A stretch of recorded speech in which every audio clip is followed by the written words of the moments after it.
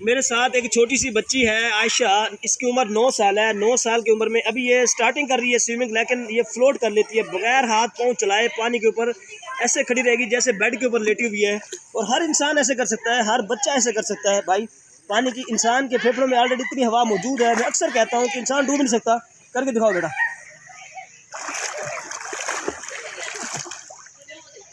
یہ دیکھو.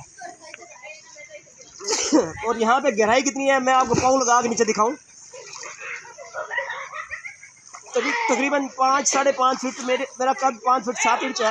تو میں جو ہے نا ایزی ہاں ایزی پھر بیٹھ جاؤ ایزی. یہ دیکھیں گہرائی نیچے کتنی. یہ گہرائی ہے اور پورا دن کھڑی رہے گی. یہ دیکھیں بالکل ایزی، نہ ہاتھ چلا رہی ہے نہ پاؤں چلا رہی ہے. پورا دن کھڑی رہے گی. ٹھیک ہے عائشہ جاؤ. ٹھیک ہے جاؤ اس کنارے اس کنارے پہ. ہاں